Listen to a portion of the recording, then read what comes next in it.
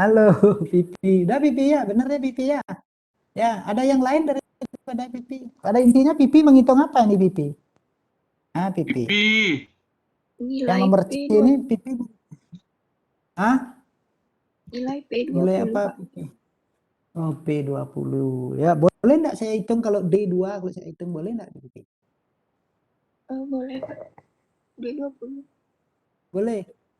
Ya, D yang kedua boleh enggak Pipi? Sama enggak hasilnya Pipi? Ah, sama enggak hasilnya nanti Pipi? Ah, menurut Pipi sama enggak? Yang nomor C ini kita menghitung D2 10% ditambah 10% berapa dia Dek Pipi? 10%. Nah, Dek Pipi. D yang satu 10%, D yang kedua tambah lagi 10%, jadinya berapa Dek Pipi? Bali banget, Bapak nih Bali banget. 10% tambah 10% berapa Dek Pipi? Halo. Kayaknya ada gangguan ini Dek Pipi ya. Di mana aja posisinya Dek Pipi nih? Dek Pipi. Ini William nih di mana nih masih chatnya? William udah hilang deh. Chatnya masih di sini. Oke. William ini sering begitu ya. Terakhir baru ngechat. Ininya rusak Pak. Kalau kuliah offline ininya rusak ya, terlambat 15 menit enggak boleh ikut deh.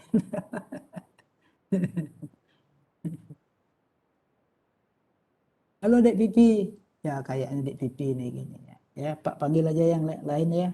Oke, mana yang belum dapat pila.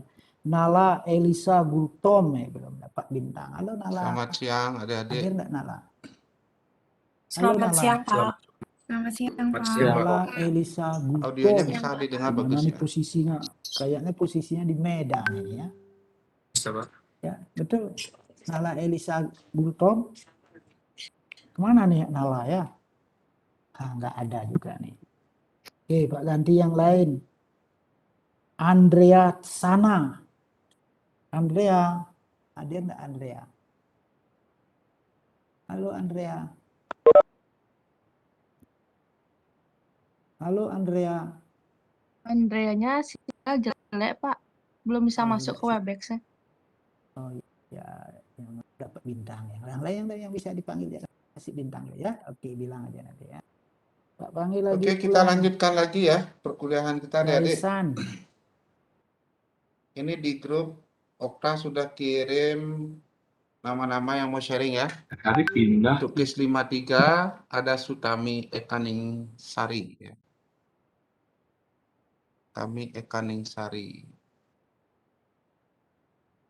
Sudah online Sutami? Siap, sudah, Pak.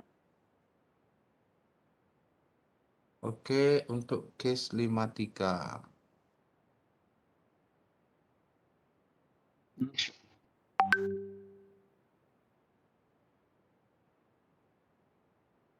Sharing kontennya Bapak sudah muncul adik-adik?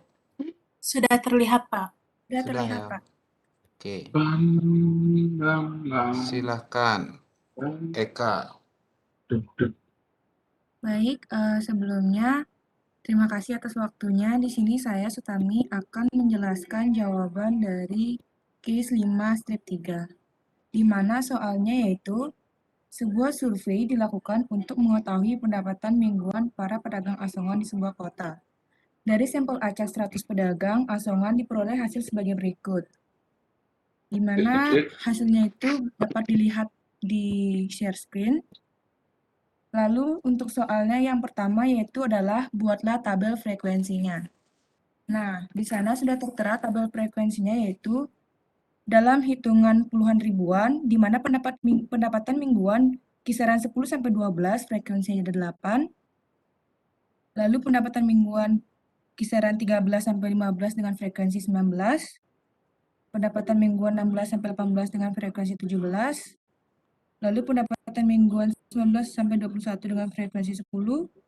Pendapatan mingguan 22-24 frekuensi 7. Pendapatan mingguan dengan 25-27 dengan frekuensinya 9. pendapatan mingguan dengan 28 sampai 30 frekuensinya ada 8, lalu pendapatan mingguan 31 sampai 33 frekuensinya ada 2. Jadi total frekuensi dari tabel tersebut ada 80, di mana frekuensi pendapatan mingguan itu hitungannya adalah puluhan ribu. Nah, di sini dapat dilihat banyak kelasnya. Untuk Bapak bisa di-scroll ke bawah. Nah, untuk banyak kelasnya yaitu rumusnya adalah K1 ditambah 3,3 kali log 80. Di mana hasilnya yaitu adalah 1 tambah 3,3 kali 1,903 yang hasilnya adalah 8. Nah, dapat diketahui bahwa banyak kelasnya itu ada 8. Selanjutnya kita mencari interval kelasnya, yaitu dengan rumus R per K, di mana 32 kurang 10 per 8 sama dengan 22 per 8, di mana nilainya adalah 2,75 yang dibulatkan menjadi 3.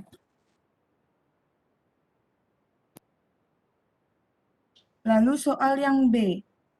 Dari soal B yaitu adalah, berdasarkan butir A, hitunglah K1, K2, dan K3, serta berikan interpretasi terhadap masing-masing.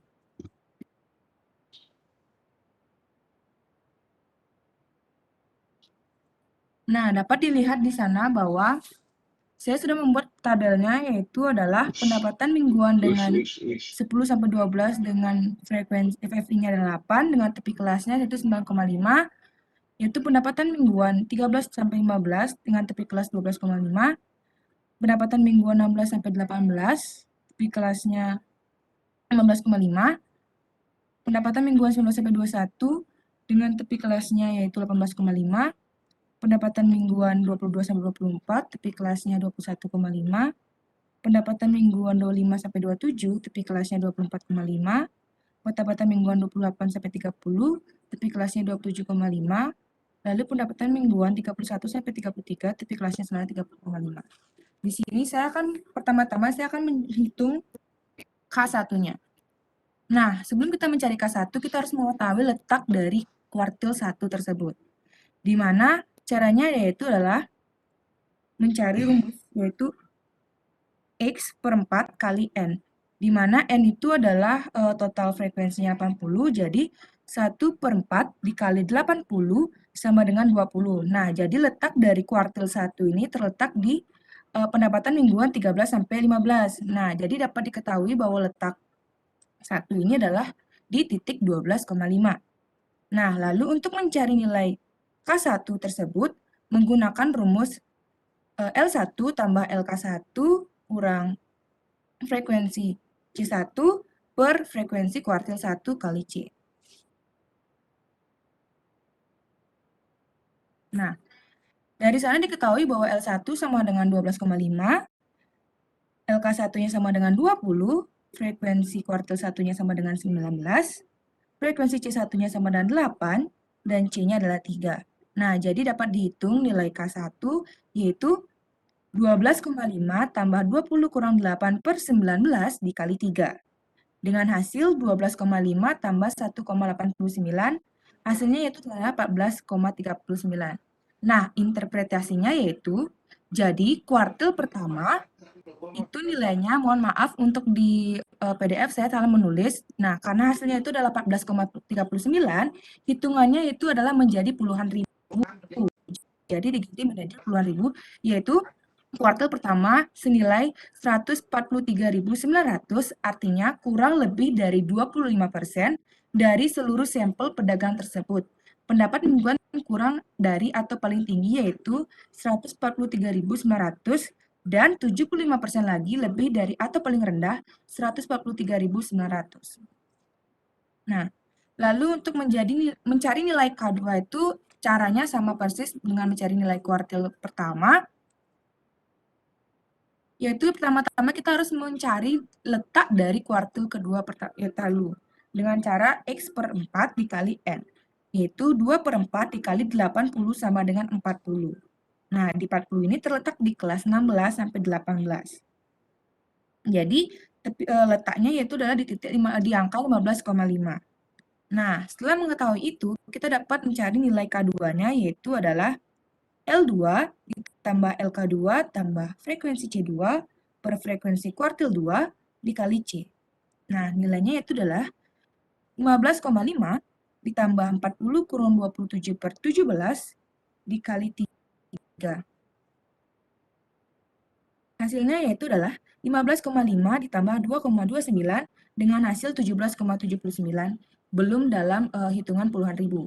Nah, untuk interpretasinya yaitu jadi kuartil kedua senilai 177.900, artinya kurang lebih dari 50% dari seluruh sampel pedagang asongan tersebut. Pendapat mingguannya kurang dari 177.900. Nah, untuk yang terakhir yaitu mencari nilai K3 atau kuartil 3. Nah, mencari nilai kuartil 3 sama. Yang pertama kita harus mencari tahu terlebih dahulu letak dari kuartil 3. Ada di bawah, Pak? Ya. Agak ke atas lagi dikit. Baik. Nah, mencari letak kuartil 3 yaitu adalah sama dengan cara X per 4 dikali N, di mana 3/4 dikali 80 yaitu adalah 60. Terletak di kelas 22-24. Sehingga letak kuartilnya yaitu adalah senilai 21,5. Nah, untuk mencari nilai kuartil 3 yaitu adalah letak kuartil 3 L3 tambah LK3 tambah frekuensi C3 per frekuensi kuartil 3 dikali C. Nah, nilainya yaitu 21,5 tambah 60 kurang 54 per 7 dikali 3. Hasilnya yaitu adalah 21,5 ditambah 2,57 dengan hasil 24,07. Nah, interpretasinya yaitu, jadi kuartil 3 dibulatkan menjadi puluhan ribu, yaitu adalah 240.700, artinya lebih dari 70% dari seluruh pendapatan mingguan kurang dari 240.700 dan 25%-nya lebih dari 240.700.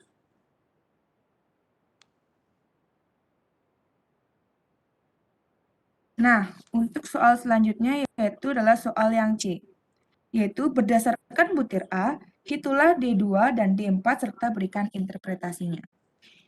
Nah, yang pertama yaitu adalah saya akan menghitung D2. Bisa dilihat di sana.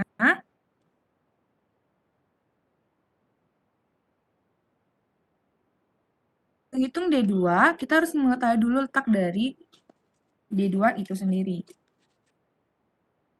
Atau desil itu sendiri.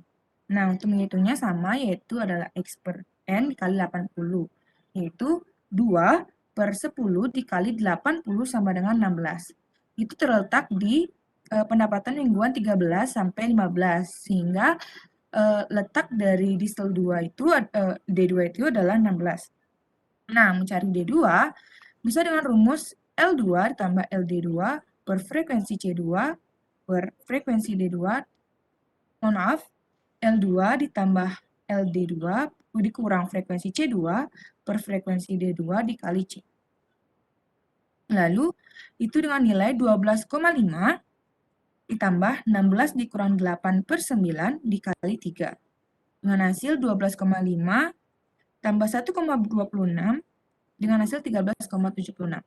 Nah, interpretasinya yaitu, jadi D2 dengan nilai 137.600 artinya kurang lebih dari 20% dari sampel tersebut memperoleh pendapatan mingguan sebesar 137.600 dan 80% lagi memperoleh pendapat mingguan lebih dari 137.600. Nah, dan untuk D4-nya sama, yang pertama-tama kita harus mencari dulu dari letak desil 4, maaf. Nah, yang dengan rumus SKN per 10, yaitu adalah 2 per 10 dikali 80 sama dengan 32. Nah, untuk nilainya yaitu adalah sama L4 ditambah LD4 dikurang FC4 per FD4 dikali C, dengan nilai 15,5 ditambah 32 kurang 27 per 17 dikali 3. Yaitu 15,5 tambah 0,88 sama dengan 16,38. Jadi diubah menjadi puluhan ribu, D4 dengan nilai 163.800, artinya kurang lebih 40% dari seluruh sampel tersebut memperoleh pendapatan mingguan sebesar 163.800 dan 60% lagi memperoleh pendapatan lebih dari 163.800. Bisa di-scroll ke bawah, Pak. Terima kasih. Nah, soal yang D adalah berdasarkan butir A, hitunglah P4 dan P50 dan berikan interpretasinya. Nah, di sini saya akan menghitung terlebih dahulu, yaitu persentil 4. Dalam menghitung persentil 4, sama, kita harus mencari letak dari persentil 4 itu sendiri terlebih dahulu dengan rumus X per N dikali X per 10 per 100 dikali N, 80. Yaitu dengan nilai 4 per 100 dikali 80 sama dengan 3,2 yang terletak pada kelas 10 sampai 12. Dapat dilihat di situ hasilnya itu adalah letak dari persentil 4 adalah 3,2, L4 adalah 9,5, C-nya adalah 3, FP4-nya adalah 8, frekuensi C4-nya adalah 0. Nah, mencari nilai persentil 4 yaitu adalah L4 ditambah LP4 dikurang FC4 per F4 dikali C. Nah, hasilnya 9,5 ditambah 3,2 dikurang 0 per 8 dikali 3. Yaitu 9,5 ditambah 1,2. Yang hasilnya adalah 10,7.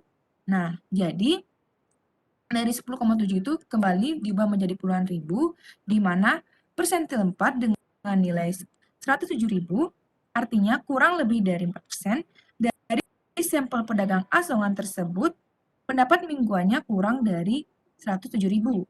Dan 96%-nya pendapat mingguannya lebih dari 107.000. Lalu selanjutnya adalah menghitung persentil 50. Nah, yang pertama menghitung letak terlebih dahulu dengan nilai X sama dengan 50 dan N sama dengan 80. Lalu mencari letaknya itu adalah X per 100 dikali N, di mana 50 per 100 dikali 80 sama dengan 40, yang artinya dia terletak di pendapatan mingguan di 16 sampai 18. Dengan letaknya, letak persentil 50 sama 40, 50 sama dengan 15,5, C-nya sama dengan 3, frekuensi persentil 5 sama dengan 17, dan frekuensi C50 sama dengan 27. Nah, lalu menghitung nilai persentil 50, yaitu adalah L50 ditambah LP50 dikurang FC50 per FP50 dikali C. Nah, dengan nilai 15,5 ditambah 40 kurang 27 per 17 dikali 3. Hasilnya yaitu adalah 15,5 ditambah 2,29 dengan hasil 17,79. Diubah kembali menjadi hitungan puluhan ribu, jadi persentil 50 dengan nilai 177.900, artinya kurang lebih dari sampel 50% pedagang asongan pendapatan mingguannya kurang dari 177.900. Dan 50% lagi lebih dari 177.900.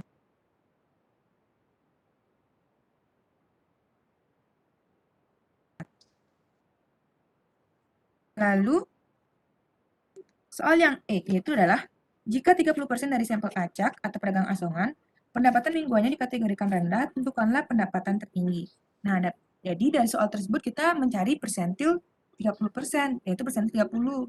Nah, yang pertama kita mencari lagi yaitu letak dari persentil 30, yaitu dengan nilai X 30 dan N 80. Nah, rumusnya X per 100 dikali N. Di sana sudah terlihat jelas, yaitu 30 per 100 dikali 80 sama dengan 24. Nah, terletak di pendapatan mingguan 13 sampai 15. Lalu, nilai dari persentil 30 sendiri caranya itu adalah 12,5 ditambah 24 per kurang 8 per 19 dikali 3. Sama seperti cara yang ada di atas. Lalu hasilnya yaitu adalah 12,5 ditambah 2,53 dengan hasil 15,03. Nah, diubah menjadi hitungan puluhan ribu. Jadi pendapatan tertingginya yaitu adalah 150.300. Dalam PDF sana saya salah penulisan, jadi mohon maaf. Lalu untuk soal terakhir yaitu adalah jika 10% para pedagang asongan tersebut dianggap kelompok yang pendapatan nilai tertinggi, tentukanlah batas-batas mingguannya. Nah, karena dia yang diketahuinya 100%, jadi dari 100% itu dikurang 10% jadi 90%. Jadi kita mencari persentil yang 90. Nah, untuk mencarinya itu sama, yang pertama kita mencari letak dari persentil 90 tersendiri, di mana nilai X yaitu adalah 90, nilai N sama dengan 80, dengan rumus X per 100 dikali N sama dengan 72. Terletak di pendapatan mingguan 28 sampai 30. Nah, dari hasil itu kita dapat mengetahui letak persentil 90 sama dengan 72, L90 sama dengan 27,5, frekuensi C90 sama 8, IP90 sama dengan 70. Bisa di-scroll ke bawah, Pak. Baik, terima kasih. Lalu kita mencari nilai dari persentil 90-nya atau P90 dengan cara L90 ditambah LP90 dikurang FC90 per FP90 dikali C sama dengan 27,5 ditambah 72 kurang 70 per 8 dikali 3. Lalu hasilnya yaitu adalah 27,5 ditambah 0,75 sama dengan 28,25. Diubah menjadi hitungan puluhan ribu, jadi batas-batas pendapatan mingguan 10% adalah berkisar antara 282.500 hingga 335.000. Sekian dari jawaban saya, Pak. Oke. Baik ya, Sutami. Diperhatikan kamu nanti kalau baca angka ya, Sutami ya. Beberapa kali kamu keblingsut. Kayak ini kamu isiin 2 digitnya ini bikin bingung nanti bacaannya. Ini 17.790. Kamu baca ratusan ribu. Ini cikal bakalnya kayaknya dari sini kamu nih keliru ya. Jadi awalnya dalam ribuan rupiah itu kamu kelebihan 0, kemudian kamu bikin 2 angka di belakang koma. Ya. Tapi ini harusnya memang dalam puluhan ribu ya hasilnya. Karena datanya 2 digit dalam ribuan, otomatis dia puluhan ribu. Oke, sebelum kita lanjut, mungkin dari adik-adik yang lain, karena ini sifatnya kalau pengolahan data melalui perhitungan ini ya, adik-adik. Asalkan adik-adik tahu formulanya, kemudian ditambah dengan ketelitian sedikit, gunakan alat bagi yang tidak pernah belajar sempoa bayangan ya, kayak kalkulator, adik-adik bisa dapat. Kemudian kalau pakai aplikasi, misalnya aplikasi olahan data statistik, adik-adik tinggal input datanya, kemudian running 2 detik keluar. Kalau misalnya mau menghitung kuartil, desil, persentil itu ya keluar sendiri dia angkanya kalau kita pakai aplikasi. Oke, tapi di luar itu mungkin nanti Bapak akan ajak adik-adik untuk diskusi untuk mengasah kemampuan analisanya.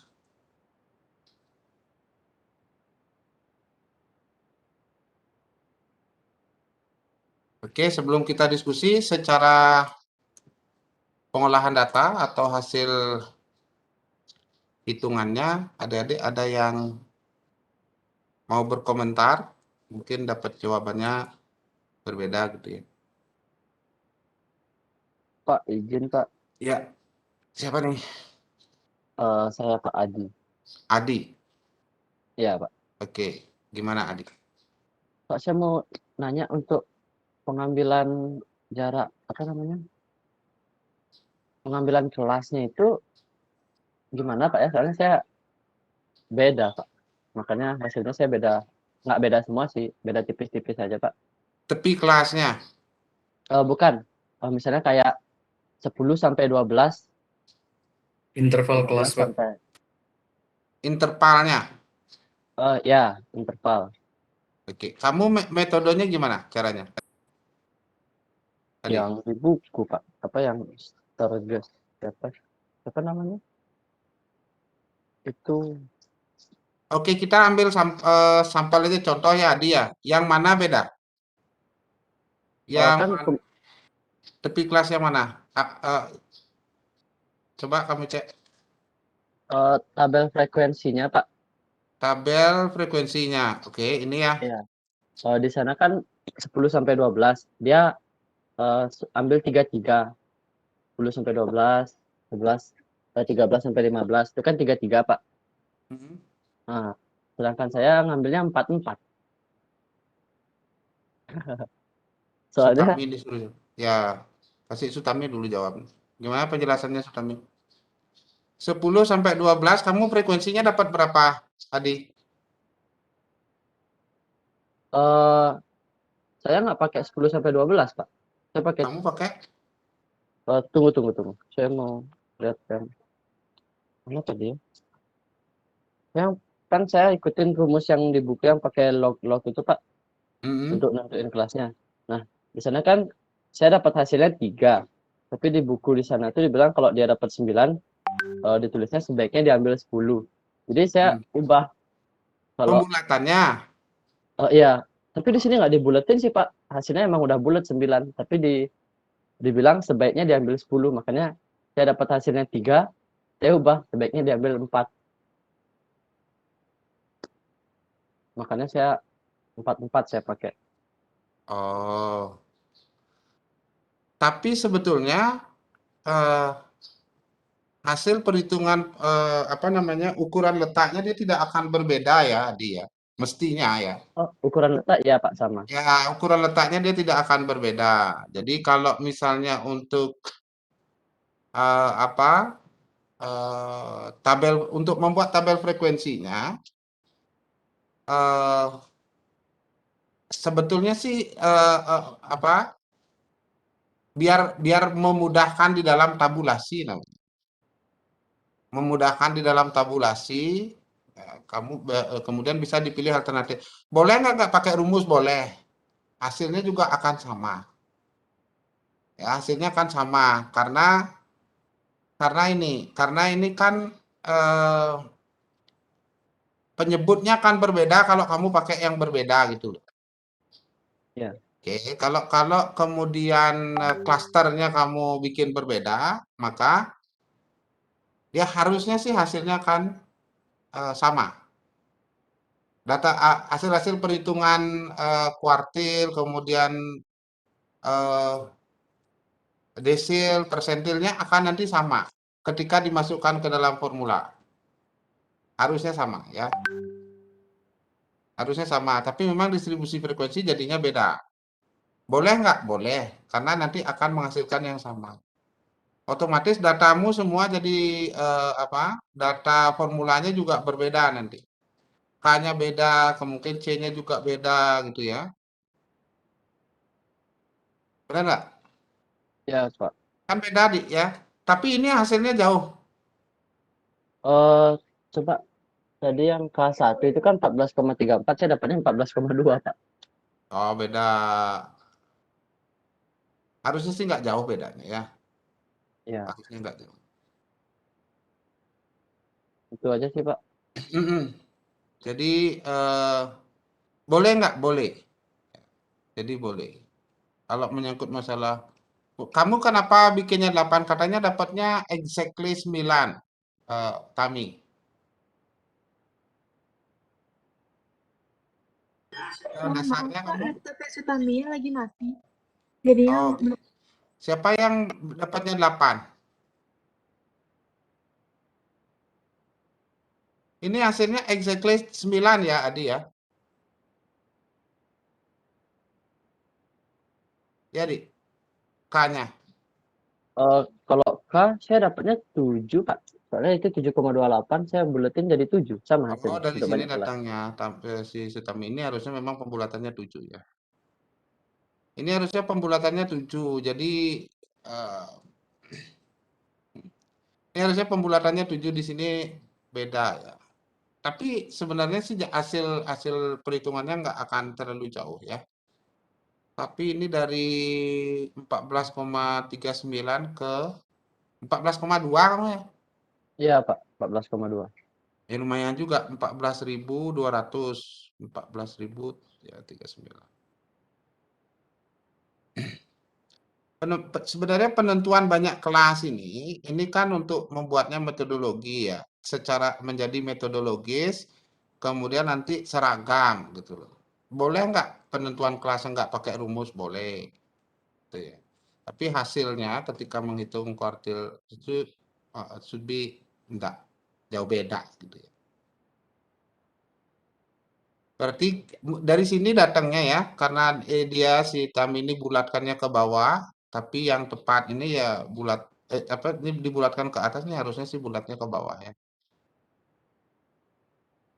Oke. Ini penyeragaman metode aja sebetulnya.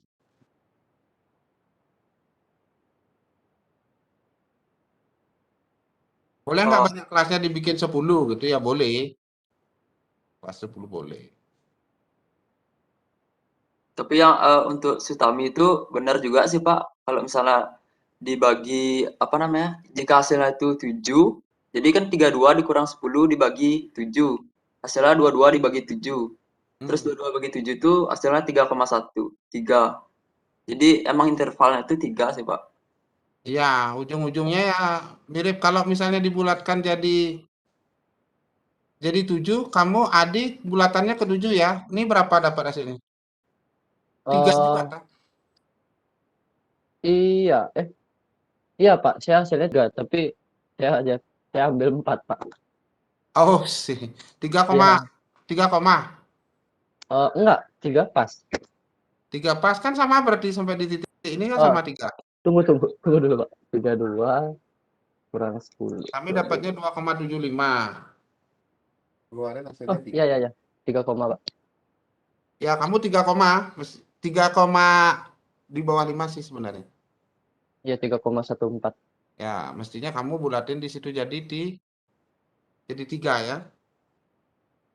Oh, iya, iya, iya. Ya. Iya, iya, iya. Kalau Salah input. masalah apa, gara-gara pembulatan tetapi secara prinsip ini boleh nggak dapat boleh. Boleh nggak 10 gitu misalnya boleh. Ini kan kalau kita sudah dikasih formulanya sama kayak misalnya penentuan sampel. Nanti adik-adik itu ada banyak metodenya gitu ya.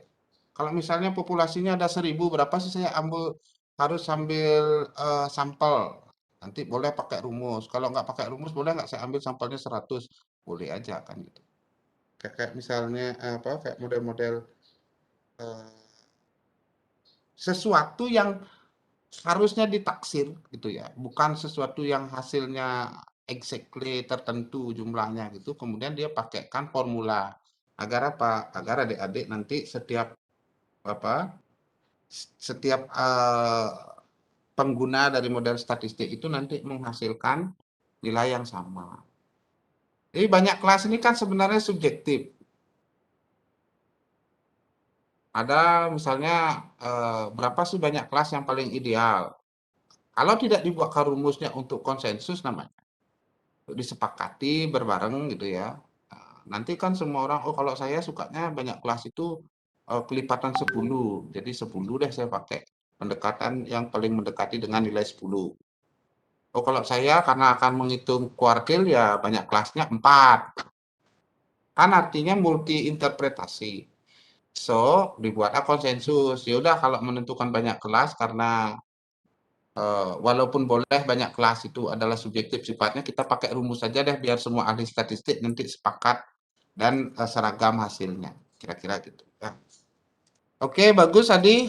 Jadi kita apa untuk ketelitian perhitungan atau analisis pengolahan data itu penting di dalam statistik ya.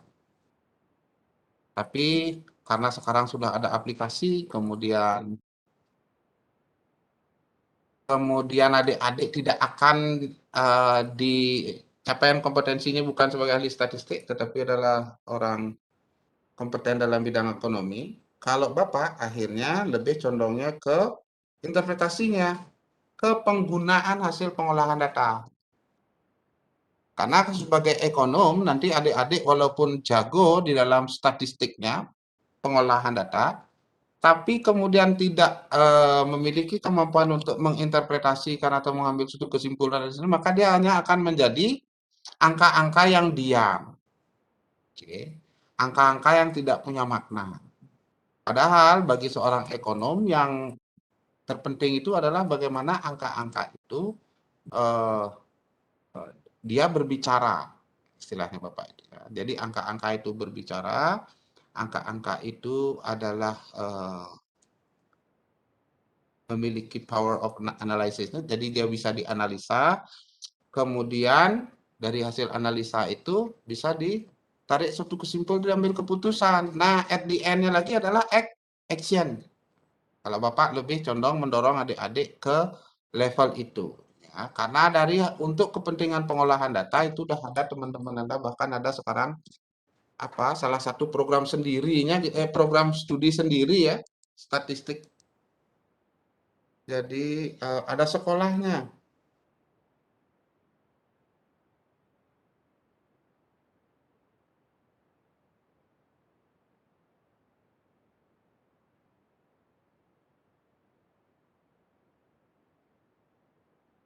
Dia ada program sendiri untuk statistika ya. Bahkan ikatan dinas tuh. Kalau nggak salah sekarang masih ikatan dinas kalau nggak salah. Jadi bekerjanya nanti di Biro Pusat Statistik. Oke, untuk bahan diskusi adik-adik ya. Misalkan nih adik-adik menjadi kepala dinas sosial. Oke, jadi kepala dinas sosial nih. Ini kan ada kelompok pedagang asongan, ini termasuk masyarakat yang perlu diperhatikanlah kesejahteraannya. Nah, dengan data kuartil seperti ini, adik-adik dari Bapak Gubernurnya cuma dikasih anggaran untuk memberikan bantuan tunai kepada orang-orang ini, kepada kelompok masyarakat dengan penghasilan rendah atau kelompok masyarakat dengan masalah kesejahteraan. Anggaplah pedagang asongan ini ada masalah kesejahteraan. Oke, berdasarkan data kuartil ini kira-kira kelompok kuartil mana saja yang akan dikasih bantuan? Sekarang belum tanpa tahu dulu berapa jumlah duit yang akan dikasihkan ya.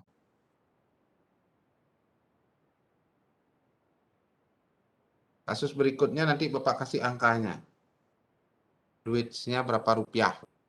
Sekarang kalau tanpa tahu dulu duitnya, bahwa gubernurnya ngomong nih, Pak Kades, coba kamu pikirkan dulu nih dengan data kuartil seperti ini, kira-kira dari kelompok mana saja, ukuran letak yang di mana saja yang akan dikasih bantuan. Kira-kira gitu gubernurnya menanya tuh. Serta argumentasi ya, nggak boleh kuartil 1, 2.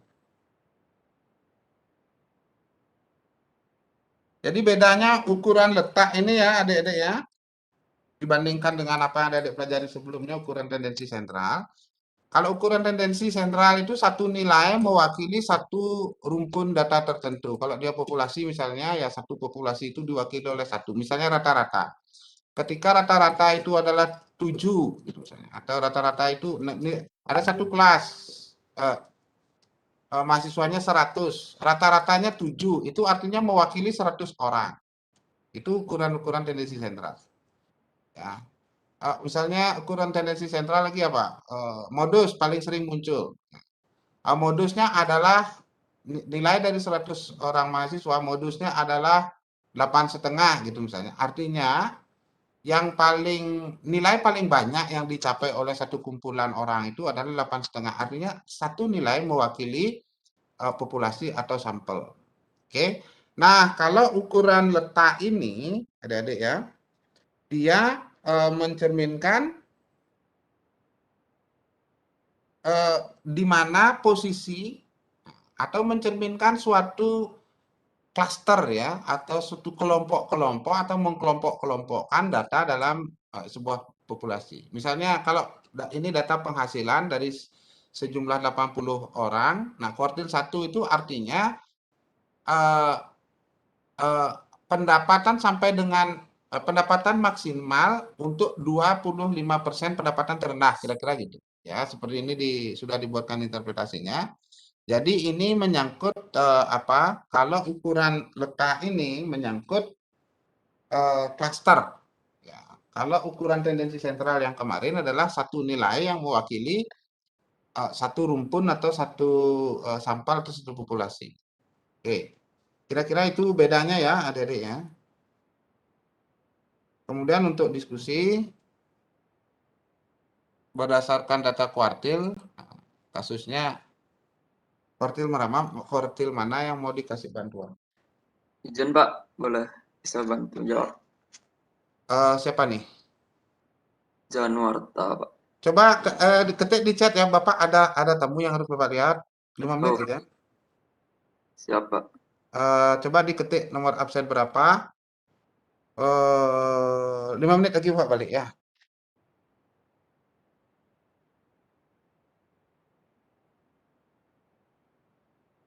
Pertanyaannya apa? Aku nggak dengar. Diskusinya tentang apa? Di samping rumah ada tukang ngelas. Jadi antara 3 kuartil itu mana yang cocok dikasih bantuan gitu menurut misalnya kalian jadi gubernur gitu loh. Mana sih yang bakal dikasih bantuan antara 3 kuartil? 3 kuartil nih di situ tuh itu. Kuartil 1, kuartil 2, kuartil 3. Kuartilnya mana? Dari buku ya? Iya yang Dari data tadi yang tadi. soal 5 Oh, strip 3 tuh. Oke. Berarti pilih salah satu kan? Iya, pilih salah satu. Ya terserah kalian buat ini jawaban nanti. Nggak ada, nggak usah dikasih. Soal yang 53 ya? Iya, ya. Oke. Iya. Iya, Kristo ganteng. Langsung nggak bisa tidur. Ya, apa tuh tadi? Meleleh.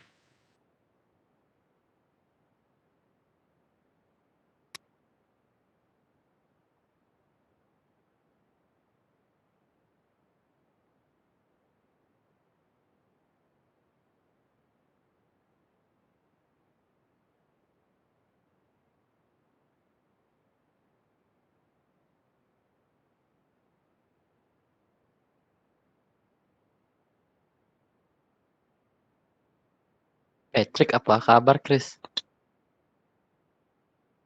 Apa? Patrick, apa kabar? Oh, iya. Dia lagi keluar tadi beli seblak bentar.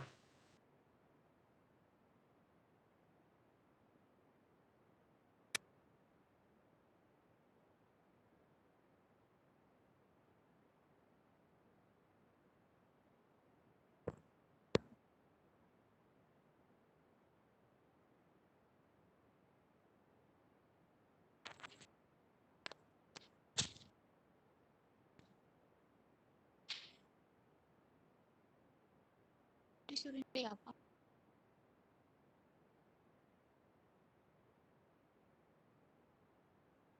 Tes. Pas. Ya. Ada suaranya nggak? Ada. Disuruh nyari apaan? 17 siapa? 17, absen 17 ya. 17 Januarta, silakan.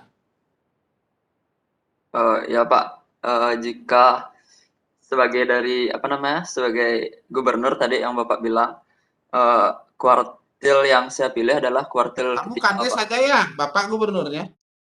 Oh, baik Pak, siap. Tegang. Kuartil yang saya pilih itu kuartil ketiga, Pak. Kenapa? Karena 75% omset penjualannya itu kan kurang dari 24.000, Pak. Dan 25%-nya baru lebih dari 24.000. Artinya masih banyak pedagang asongan yang mendapatkan penghasilan terendah dibandingkan penghasilan terbanyak gitu Pak. Bagus nih Pak Kades, kasih aplaus dulu ya. Suka saya jadi gubernur kalau kadesnya gini nih. Artinya dipilih itu sebanyak mungkin orang kira-kira gitu ya. Walaupun bukan 100% ya. Artinya apa? 5 tahun lagi saya dipilih lagi jadi gubernur. Oke, good. Jadi argumennya benar. Apa ya? Argumen pilihannya berdasarkan argumen. Oke. Siapa lagi? Satu aja? Siapa lagi mau komentar? Kuartil 3. Nah, ada jawaban yang benar nih ada ya. Yang benar salah itu. Yang ada itu argumen. Oke, 15. 15 itu namanya Diah. Silakan Diah. Baik Pak, izin berkomentar. Kalau saya jadi dinas sosial, saya akan memberikan bantuan kepada kuartil kedua Pak. Ya, oke. Kuartil kedua. Karena dilihat dari 50% sampelnya itu ada lebih dari 17.079 rupiah dan sisanya lagi 50%. Berarti kemungkinan ada 50% yang tinggi dan 50% yang rendah. Jadi yang rendah ini harus ditingkatkan Pak, biar Ya. jadi tinggi penghasilannya. Ya, biar bisa mengejar teman-temannya yang lain. Kira-kira gitu ya. Bu Iya, Kades betul ya. Pak. Ya, Bu Kades bintangnya Libra. kenapa Pak? Bintangnya Libra ya? Dia Iya Pak. bintangmu Libra. Iya Pak, Libra. Jadi betul ya. Kalau Libra pasti nyarinya balance gitu ya. Jadi keadilan itu adalah pada saat terjadi keseimbangan. Itu mestinya kamu kuliahnya akuntansi. Jadi Nggak lulus setengahnya Pak. ya, setengahnya kasih, setengahnya enggak. Setengahnya kan sudah lumayan tinggi. Jadi setengah yang paling rendah itu dikasih, makanya kuartil 2. Oke, good ya. Jadi persepsi orang itu kadang-kadang terhadap data yang sama itu bisa berbeda-beda. Kayak contohnya dia ini. Jadi dia didorong oleh bintangnya dia yang Libra. Ada lagi, adik?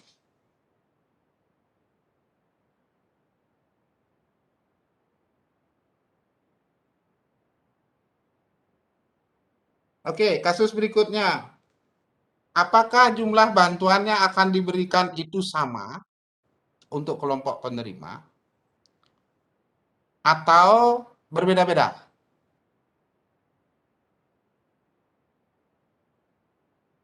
Lagi-lagi ada jawaban benar, nggak ada jawaban salah. Yang ada adalah jawaban dengan argumentasi yang baik, argumentasi yang kurang baik. Itu aja. Silakan. Izin berkomentar Pak. Nomor absen. Absen 15. Lagi kamu. Dia. Sesuai dengan prinsip keadilan Pak. Berarti kalau yang pendapatannya masih sedang-sedang aja ya dikit bantuannya. Kalau pendapatannya rendah banyak Pak. Itu namanya adil menurutmu? Adil karena sesuai pendapatannya. Jadi ini keadilannya kamu penganut aliran liberalisme. Pahammu itu. Mazhabnya adalah mazhab liberalisme. Jadi sesuai dengan kebutuhannya. Orang itu dikasih sesuai dengan kebutuhannya. Lebih tepatnya sesuai dengan jasanya. Gitu. Sehingga terjadi equality. Oke? It's okay. Nggak sama antara satu dengan yang lain. Kalau memang kecil sekali pendapatannya, kasih bantuannya agak gede. Gitu ya. Kalau udah agak gede, kasih yang sedang. Terus kalau yang sudah gede, nggak usah dikasih bantuan. Kamu pasti nggak mau dijadiin Menteri Sosial sama Pak Jokowi. Karena kalau Pak Jokowi itu BLT-nya sama. Ya, yang paling celaka itu sebenarnya orangnya nggak miskin. Tapi karena dekat sama kepala dusunnya, kepala lingkungannya, sama kepala desanya dimasukkan database sebagai kandidat penerima. Kamu boleh cek tuh tetangga-tetanggamu. Tahu-taunya dia punya mobil gitu ya. Punya mobil, tahu-taunya dapat BLT. Itu dia. Dan nilainya sama, nggak peduli dia, sama. Jadi kamu alirannya beda sama Pak Jokowi. Oke, ada yang pendapatnya lain? Saya Pak. Ya, silakan. Nomor absen. Patricia absen 3 Pak. Siapa? Patricia absen 3. 3. Oke, silakan Patricia Clarissa. Kalau menurut saya disamaratakan saja semua bantuannya karena biar adil, biar nggak ada yang iri-iri gitu kan. Soalnya ini kan pedagang asongan, sesuai sama apa yang dia jual kan, itu resikonya dia sendiri. Kalau dia jualannya laris, berarti itu emang hokinya dia. Terus kalau jualannya dia nggak laris, itu emang resikonya dia. Jadi kayak sama ratakan saja ya semua bantuannya biar nggak ada yang iri, biar nggak ada yang demo gitu kan. Ya, Jokowi minded banget nih ya. Jadi kalau mau ngasih itu kasih semuanya gitu ya. Nah, ini pahamnya adalah sosialis. Jadi sosialis itu nanti adik-adik belajar mazhab ekonomi ya. Sosialis itu yang namanya adil itu adalah semua orang sama rata sama rasa. Nah, itu sosialis punya paham. Artinya dokter suka makan ayam, ya, tukang sapu jalanan juga sukanya makan ayam. Dokter sukanya pakai iPhone 17, tukang sapu jalanan juga sukanya iPhone 17. Nah, jadi ini diterapkan oleh negara-negara dulu itu Rusia. Dia pahamnya adalah sosialis. Partainya namanya komunis ya. Jadi ya sama. Ya, kalau misalnya Pragawati suka pakai baju apa atau suka bawa tas Louis Vuitton gitu ya, maka perawat juga suka bawa tas Louis Vuitton, maka pembantu rumah tangga asisten rumah tangga juga suka tas itu. Jadi dibikin sama. Jadi nggak ada kaya, nggak ada miskin. Nah, itu sebenarnya pahamnya adalah sosialis. Oke, ada lagi? Boleh nggak boleh gitu ya. Tapi argumentasinya adalah agar tidak terjadi pembeda-bedaan. Jadi pedagang asongannya ini merasa diperlakukan secara adil. Seperti yang dibilang sama si Clarissa tadi. Ya kalau pedagang asong terus dia diam aja nggak mau berpindah-pindah dari satu tempat karena di situ sejuk ada pohon rindang, ya dia nggak dapat jualan. Risikonya dia dong. Nah, ada yang rajin, kemudian dia keliling, ada kerumunan, dia rajin nawarin. Nah, terus ada faktor hoki juga. Misalnya dia pas lagi ngasong nih, jualan asongan, tahu-tahu kelas statistik A1 ya, Dede ya. Nah, pas lagi jalan-jalan ke sana, bro, habis pertemuan, yang cowok-cowok rokoknya habis gitu kan. Nah, yang cewek-cewek kemudian pada haus semua, tisunya habis, ya belanja semua. Jadi dia hoki. Udah kalau memang ngasih bantuan, kasih sama rata. Ada lagi pendapatnya yang berbeda? Oke, sebetulnya nanti dia akan dibatasi oleh constraint. Kalau duitnya unlimited seperti bantuan langsung tunai akibat COVID, ya kasih aja sama rata. Mau dia butuhnya 200, ya kasih aja 2.400.000. Mau dia butuhnya 5 juta, ya kasih aja 2.400.000. Duitnya banyak. Tapi kalau duitnya sedikit, mungkin di sana kemudian perlu skala prioritas. Let's say misalnya per minggu itu hanya bisa dikasihkan 500.000. Mungkin adik-adik bisa berpikir di kuartil 3 misalnya, ini adalah kelompok yang paling miskin. Nah, ini kasih nih 500, dari 500.000 ini bagi ada 80 sampelnya, berarti kuartil 3 itu ada 20 orang. Nah, 20 orang ini dikasih dulu, ya kan? Tetapi jangan sampai melampaui kuartil 2. Nah, kalau jumlah duitnya udah ketahuan tuh. Nah, baru kemudian kuartil 2 dikasih nih, ujung-ujungnya beda-beda antara satu dengan yang lainnya. Agar apa? Agar semua pedagang asongan ini equal dalam dia punya income. Bisa saja juga seperti itu kalau jumlah duitnya sudah ketahuan. Jadi MI minus Ya. X bar kuadrat, Jadi, MI-nya adalah 24,5. Kembali lagi. Yang pertama 24,5 Kalau misalnya dikurangi kita rata-ratanya pilih adalah caranya Okta, 61,93. apakah dia 24,5 akan puas semua? Belum tentu. 61,93. Mungkin ada yang nggak Apa? puas ya. Benar aja minus Kalau misalnya dipilih caranya si 37,43. Patricia, apakah apa? akhirnya semua puas? MI Nah, minus mungkin aja enggak. Ya. X bar yang Tetapi pertama di yang M1 minus setidaknya X bar gitu ya, setidaknya adalah bahwa minus 37,4. dari kalau misalnya berdasarkan data kuartil Kemudian minus tadi, kalau kuartil 4 ini 37,43 mereka kita makmur nggak, kan kuadratin. itu pertanyaan. Karena di rumus diminta dikuadratin. Kalau kuartil 4 ini misalnya sudah minus mencukupi untuk 37,43 kebutuhannya dia, dikuadratin ketemu kebutuhan minimalnya, 1401,0. ya sudahlah kuartil 4 nggak usah dikasih. Kalaupun pemerintah punya duit banyak, pakai untuk urusan yang Jadi lain. dikuadratin Udah kasih dulu sampai minus kuartil ini, 3 minus sah dikuadratin saja. menjadi Misalnya seperti itu. positif 1401,0. Oke, kita lanjut adik-adik ya. Kita lanjut ke case berikutnya. Kemudian Berapa ya? setelah MI minus X bar kuadrat ini kita temukan, baru dikalikan dengan frekuensinya di kolom yang paling kanan. Ya. 5 strip 4 MI siapa minus adik? X bar kuadrat adalah 1401,0. Absen 15, Pak. Kemudian frekuensinya namamu? 1, berarti dikaliin Dia 1, Okta. hasilnya Dia. Dia. Dia.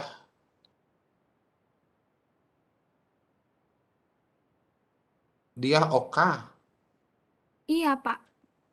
Dia Oka. Okta. Okta. Oh. Iya, Pak.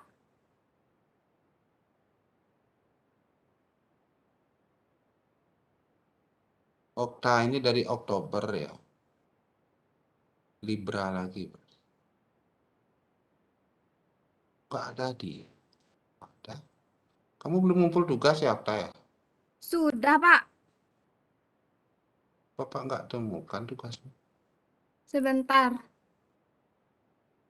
Kenapa?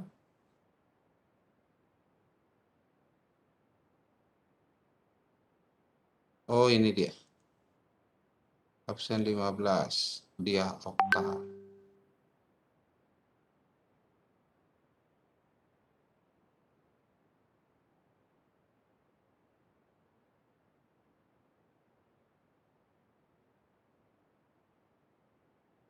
Dia Okta Wardani.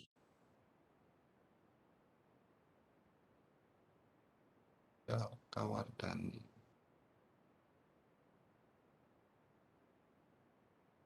Yang nomor 2, yang case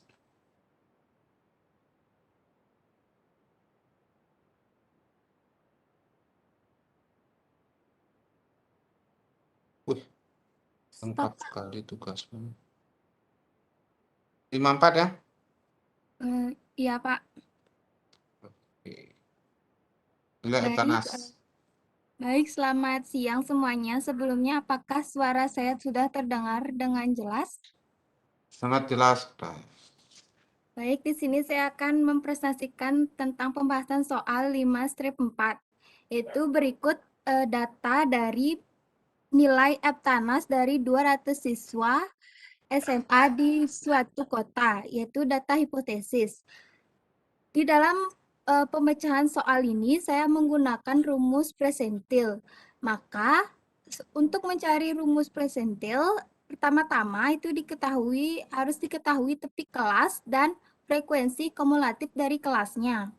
Itu kelas yang pertama yaitu tepi kelasnya 19,5, frekuensi kumulatifnya 0. Tepi kelas 29,5 yaitu frekuensi kumulatifnya 17. Kelas kedua yaitu kelas ketiga yaitu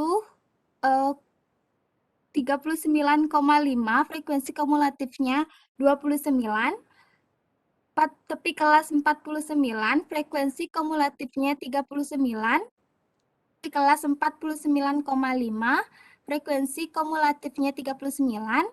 Tepi kelas 59,5, frekuensi kumulatifnya 77. Tepi kelas 69,5, frekuensi kumulatifnya 143. Tepi kelas 79,5, frekuensi kumulatifnya 183. tepi kelas 89,5, frekuensi kumulatifnya 195, dan tepi kelas 99,5, frekuensi kumulatifnya itu 200. Baik, soal pertama, yaitu jika 5% para siswa dengan nilai terbaik akan diberikan beasiswa, tentukanlah nilai terendah dari para siswa dengan nilai terbaik tersebut. Di sini saya akan menggunakan rumus presentil. Diketahui bahwa 5% nilai terbaik akan diberikan beasiswa.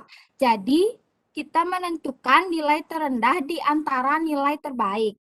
Jadi, 5% nilai terbaik berarti dihitung 5% dari atas dan sisanya 90% dari bawah. Jadi, yang dicari adalah presentil ke 95 bukan presentil ke 5. Untuk menghitung presentil ke 95, maka pertama-tama harus diketahui letak dari presentil ke 95 tersebut.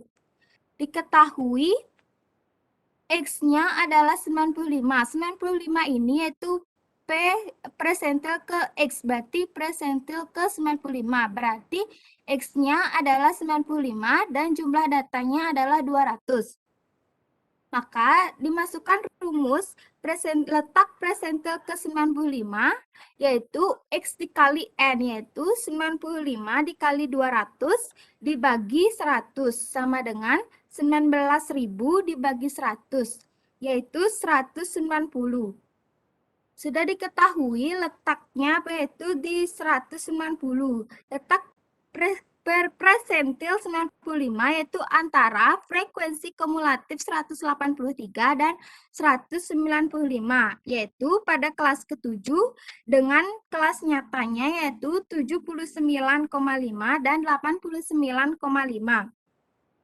Maka untuk menghitung nilai dari presentil ke 95 yaitu perlu diketahui tepi bawah kelas terdapatnya presentil ke 95 yaitu 79,5, frekuensi absolut kelas terdapatnya presentil ke 95 yaitu 12, frekuensi kumulatif sebelum kelas terdapatnya presentil ke 95 yaitu 183, dan diketahui panjang kelasnya yaitu C sama dengan 10. Jika sudah mengetahui tersebut, maka dimasukkan ke dalam rumus, yaitu LX atau atau tepi bawah kelas terdapatnya presentil ke 95 ditambah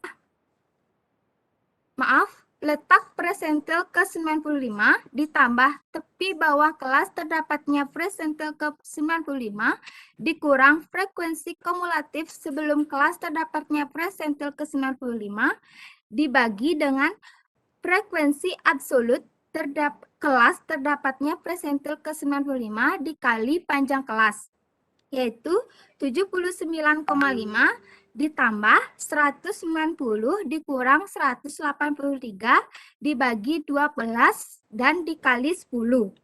Hasilnya yaitu 79,5 ditambah 190 dikurang 183 yaitu 7 dikali 10 yaitu 70. Berarti 70 dibagi 12 sama dengan 79,5 ditambah 5,83. Hasilnya yaitu 85,33. Jadi, nilai terendah bagi siswa yang akan diberikan beasiswa adalah pada nilai 85,33. Jika ditanya lebih lanjut, berapa sih jumlah siswa yang akan mendapatkan beasiswa? Jawabannya itu sebanyak 5% dikali 200 siswa, yaitu 10 siswa yang akan mendapatkan beasiswa. Kemudian lanjut soal berikutnya, soal B. Jika direncanakan 60% dari para siswa tersebut akan diluluskan, tentukan nilai terendah dari para siswa yang akan diluluskan tersebut. Sama seperti sebelumnya, saya menggunakan rumus presentil. Diketahui 60% nilai tertinggi. Berarti 60% dari atas dan sisanya 40% dari bawah. Jadi yang dicari adalah presentil ke-40 bukan presentil ke-60. Untuk menghitung presentil 40, harus diketahui dulu letak dari presentil ke-40. Di sini X-nya adalah 40 dan jumlah datanya yaitu 200. Letak presentil ke-40 sama dengan X dikali N, yaitu 40 dikali 200 dibagi 100. Sama dengan 8.000 dibagi 100, yaitu 80. Maka dapat diketahui letak presentil 40 yaitu antara frekuensi kumulatif 77 dan 143. Yaitu terletak pada kelas kelima dengan kelas nyata 59,5 sampai dengan 69,5. Dari letak tersebut diketahui bahwa tepi bawah dari letak presentil ke-40 yaitu 59,5, frekuensi absolut kelas terdapatnya presentil ke-40 yaitu 66, frekuensi kumulatif sebelum kelas terdapatnya presentil ke-40 yaitu 77, dan panjang kelasnya yaitu 10. Kemudian menghitung nilai dari presentil ke-40. Masukkan rumusnya, yaitu L40 ditambah LP40 dikurang FC40 dibagi frekuensi absolut kelas terdapatnya presentil ke-40 dikali panjang kelasnya. Sama dengan 59,5 ditambah 80 dikurang 77 dibagi 66 dikali 10. Sama dengan 59,5 ditambah 30 dibagi 66. Sama dengan 59,5 ditambah 0,45, yaitu hasilnya 59,95. Jadi, nilai siswa terendah yang akan diluluskan yaitu nilai 59,95. Jika ditanya lebih lanjut, berapa siswa yang akan diluluskan? Jawabannya itu 60% dikali 200 siswa, yaitu 120 siswa akan diluluskan. Baik, soal berikutnya yang terakhir yaitu C. Jika direncanakan 20% dari para siswa tersebut tidak akan diluluskan, tentukan nilai tertinggi dari para siswa yang tidak diluluskan. Di sini berarti dicari nilai tertinggi dari nilai yang terendah. Jadi 20% nilai terendah artinya dihitung 20% dari bawah ke atas. Jadi yang dihitung adalah nilai presentil ke-20, bukan nilai presentil ke-80.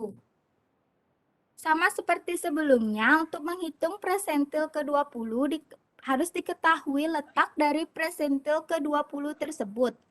Di sini diketahui X-nya adalah 20 dan N-nya adalah 200. Letaknya yaitu X dikali N dibagi 100. Jadi 20 dikali 200 dibagi 100 sama dengan 4000 dibagi 100 yaitu 40. Kemudian dapat diketahui letak dari presentil ke-20 antara frekuensi kumulatif ke-39 dan 77, yaitu pada kelas keempat dengan kelas nyata 49,5 sampai 59,5. Dapat diketahui bahwa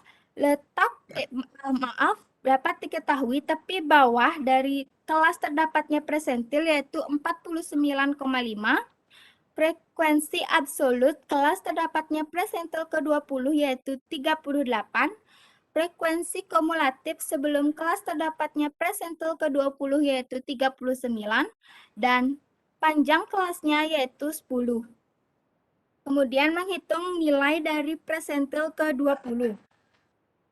Masukkan rumus yaitu P20 sama dengan L20 ditambah LP20 dikurang SC20 dibagi FP20 dikali C. Maka 49,5 ditambah 40 dikurang 39 dibagi 38 dikali 10. Hasilnya 49,5 ditambah 10 dibagi 38 sama dengan 49,5 ditambah 0,26 sama dengan 49,76. Jadi persentil ke-20 yaitu 49,76. Dapat disimpulkan bahwa nilai tertinggi dari para siswa tersebut yang tidak akan diluluskan adalah pada nilai 49,76. Jika ditanya lebih lanjut, berapa siswa yang tidak lulus? Yaitu jawabannya 20% dikali 200 siswa, yaitu ada 40 orang siswa. Baik, sekian presentasi dari saya. Terima kasih. Oke, bagus, Okta ya. Runut sekali ininya ya, presentasinya dia. Cuma Bapak, kalau misalnya Bapak tanya, ini kan nggak lulus 40, terus lulusnya 120. Kira-kira 40 lagi itu statusnya apa? Statusnya? Ya, Statusnya jadi mahasiswa lama. Ngulang lagi Pak tahun depan. tulang itu artinya lulus apa nggak lulus? Tidak lulus Pak. Kan 40 nggak lulus. 40 nggak lulus, terus 120 lulus. Kan Iya baru Pak. 160, terus 40 lagi kemana dia? Oh iya Pak. 40 orang yang lulus. 120 orang yang lulus. Sisanya 50-50 Pak. Antara lulus dan tidak. Oke, bercanda ya Okta ya. Jadi itu kan case B Ya, Pak. sama C ya. Case B sama case C itu kan dua kejadian saling bebas ya, adik-adik ya. Jadi ditanyain kalau misalnya segini lulus, nah, jadi dia tidak bukan dua kejadian yang saling lepas ya. Dia saling bebas. Nggak usah terlalu dipikirkan Okta ya. Jadi ini salah satu fungsi dari statistik ya, khususnya terkait dengan model persentil ini. Jadi kalau misalnya kita punya serangkaian data, kemudian kita mau mengambil suatu keputusan tertentu dalam hal ini, di sini adalah satu, dia mau ambil keputusan tentang yang dapat beasiswa ya, dari mahasiswa yang kena yang terkena. Saya mau 5%-nya ya, pakai rumus persentil. Walaupun saya ingat dulu waktu masih kuliah kayak adik-adik ini di Bukit, dapat mata kuliah statistik ini dah. Ketika belajar tema ini, jadi saya ingat ya, zaman kuliah dulu di Bukit Jimbaran, tanpa AC, ruangannya panas. Jadi waktu itu saya tanya, kenapa kita ribet-ribet sekali itu kan rumusnya ruwet sekali ya. Nggak boleh Pak. Pak Nato waktu itu dosennya. Jadi Pak Nato itu dulu dosen statistik saya. Saya tanya, kalau hanya 200 nilai gitu, kenapa nggak dijajar aja Pak? Jadi cari nanti 25% nilainya berapa. Ngapain kita repot-repot bikin distribusi frekuensi kemudian ini. Saya ditanya gitu, tapi akhirnya didamprat ya. Ya kalau ini kan masalahnya soal di buku. Kalau misalnya jumlahnya di Indonesia gitu. Yang lulus itu 4,5 juta dalam setahunnya. Mungkin mau jajar 4,5 juta. Jadi gini, statistik itu adalah untuk menyederhanakan atau untuk memudahkan kita gitu ya, di dalam memahami kondisi suatu populasi tertentu. Kenapa kemudian kadang-kadang kita belajar statistik ataupun misalnya matematika, kok sesuatu yang gampang ini kemudian jadi susah? Karena apa? Karena data-data yang dipergunakan itu adalah data-data yang disimplifikasi, yang disimpelkan. Apalagi kalau misalnya kita disuruh mencari persentil dari data yang jumlahnya cuma 20. Kan gampang ya, ngapain repot-repot pakai rumus, tinggal jajarin aja 20 ke bawah mau cari berapa persennya, yuk kan gitu kan. Nah, tetapi ini kan pemahaman adik-adik untuk konsep, agar jangan nanti ada adik-adik sama punya pemikiran seperti Bapak, ribet sekali sih kayaknya statistik ini gitu ya. Nah, ribetnya ini adalah dia akan sangat bermanfaat ketika dia big data. Jadi ketika datanya besar. Untuk case ini, yang nilai Eptanas ini Bapak rasa tidak perlu dibahas diskusnya, karena memang dia sudah didesain ya, didesain atau dirancang untuk pengambilan keputusan. Jadi kira-kira itu ya. Kalau saya mau ada 200 calon penerima beasiswa, saya mau 5% nilai tertinggi yang dapat, yaitu pakai persentil. Jadi persentil keberapa tadi? 95 ya, yang posisinya di 95. Kira-kira itu. Oke, berikutnya kasus berapa?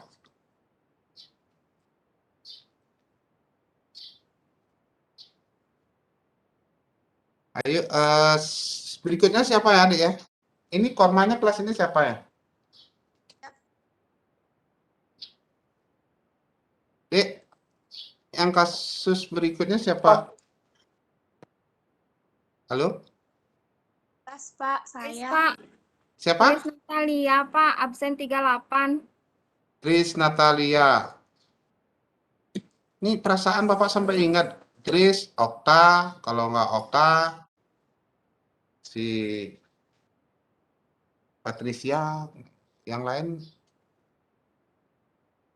Bapak yakin nih yang lain pasti berpikiran masih statistik yang gampang-gampang nih, saya tunggu deh nanti habis-habis gitu ya.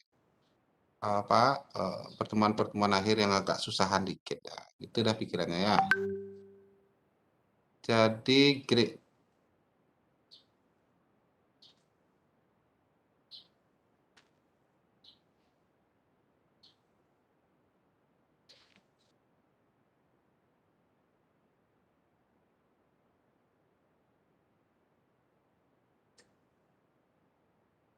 siapa ini berikutnya? Namanya siapa? Grace Natalia, Pak, absen 38. Tris Natalia.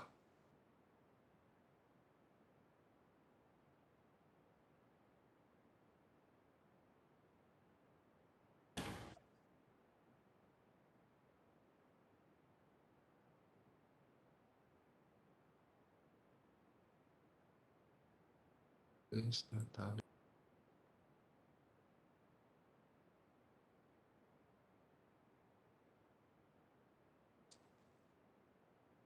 Grace berapa, guys? Grace? Kasus berapa ya? 11. 5? 11? Yang ini ya? 11. Ya. 5, 11.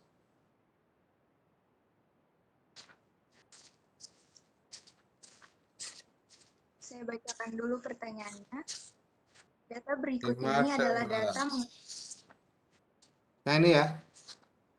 Hotel. Iya. Iya, Pak. Hotel lagi kosong sekarang. Pasti baru mulai terisi ya.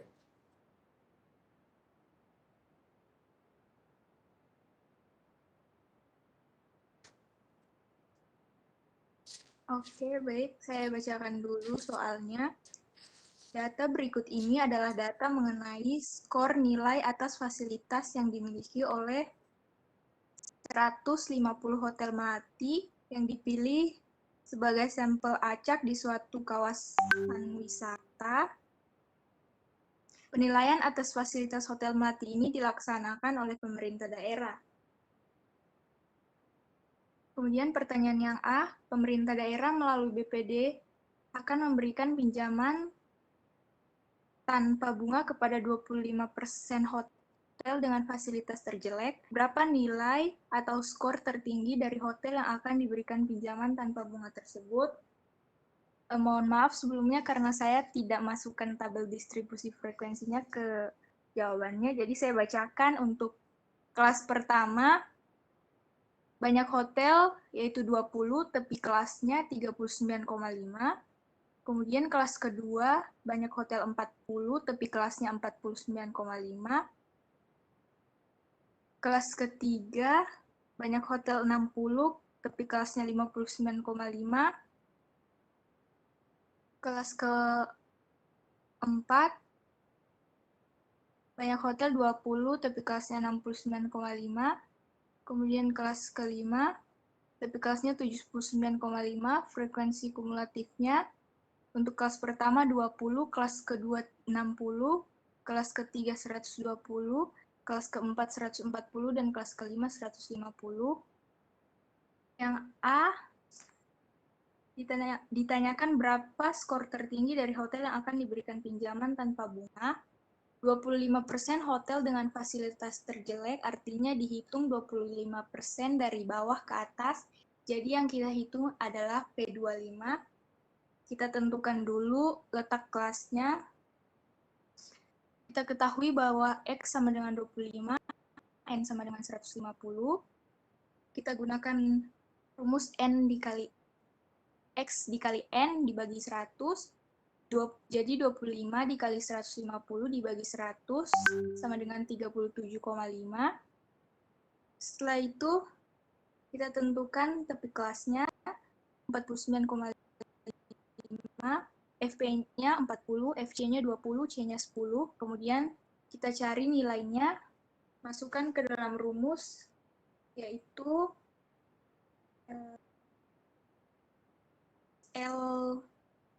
L25 ditambah dalam kurung LP25 dikurang FC25 per FP25 dikali C. Setelah itu kita dapat 49,5 ditambah dalam kurung 37,5 dikurang 20 per 40 dikali 10. Hasilnya yaitu 47,5 ditambah 4,37. P25 sama dengan 53,87. Jadi, skor tertinggi dari hotel yang akan diberikan pinjaman tanpa bunga yaitu 53,67. Selanjutnya, poin yang B. Terhadap hotel yang termasuk 10% dengan fasilitas terbaik akan diberikan kredit lunak. Untuk mengembangkan usaha lain yang masih ada kaitannya dengan usaha perhotelan, berapa nilai terendah bagi hotel yang mendapatkan kredit lunak tersebut? 10% dengan fasilitas terbaik berarti dihitung 10% dari atas dan sisanya adalah 90% dari bawah. Jadi yang kita hitung yaitu persentil ke 90. Kita tentukan dulu letak kelasnya. Kita tahu bahwa X sama dengan 90, N sama dengan 150. Jadi, kita masukkan sesuai dengan rumus yang tadi, seperti rumus yang tadi. Jadi, kita dapat 90 dikali 150 dibagi 100 sama dengan 135. Kemudian, L90-nya sama dengan 69,5, FP90 sama dengan 20, FC sama dengan 120, C sama dengan 10. Kita cari nilainya. Masukkan ke dalam rumusnya kayak tadi. Kemudian kita dapat P90 sama dengan 69,5 ditambah dalam kurung 135 dikurang 120 bagi 20 dikali 10 dapat 69,5 ditambah 7,5. P90 sama dengan 77. Jadi, nilai terendah bagi hotel yang mendapatkan kredit lunak tersebut yaitu 77. Sekian dari saya, Pak. Terima kasih.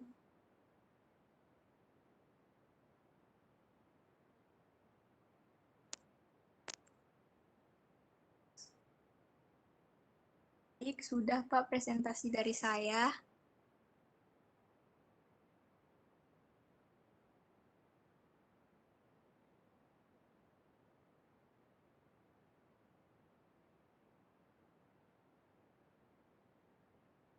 Masih mute.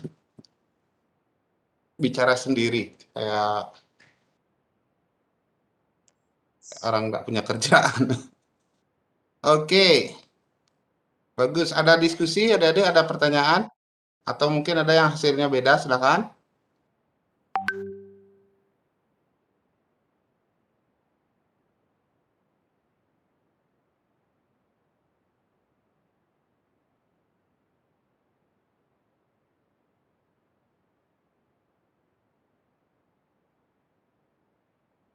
Oke, ini masih mirip kayak yang tadi ya. Jadi kalaupun case-nya biasanya model ini digunakan untuk menetapkan misalnya yang akan dikasih award gitu ya. Yang akan dikasih THK Awards atau apa gitu ya. Biasanya menggunakan model-model ini. Misalnya akan dikasih sertifikasi tertentu misalnya 5%, yang terbaik dikasih reward tertentu ya, kita menggunakan model pengolahan data menggunakan ukuran darah ini ya, cluster. Oke, sisa satu kasus lagi ya, adik-adik ya. Yang lagi satu siapa?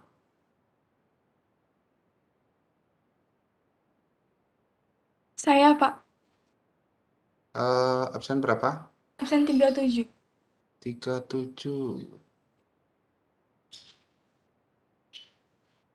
37.